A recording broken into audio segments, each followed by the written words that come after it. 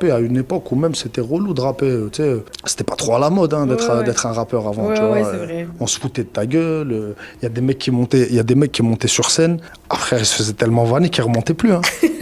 J'ai eu la chance de commencer très tôt, limite enfant, tu vois, donc j'avais ce truc d'enfant qui fait que je montais sur scène, j'avais le support de mon quartier, et en fait j'ai fait des scènes de quartier jusqu'à 22 ans, moi. Et à quel moment t'as senti que ça donnait une passion? Parce que tu dis là, ouais, je rappais parce que tout le monde rappait, on s'est adonné. J'ai pas ressenti du tout. T'as pas senti? J'ai pas senti à un moment. Parce que je voyais, moi, dans les réactions des gars de mon quartier ou des grands, quand ils me disaient, vas-y, fais-nous un petit texte là. Au quartier, on se posait, on faisait des freestyles et tout à l'époque.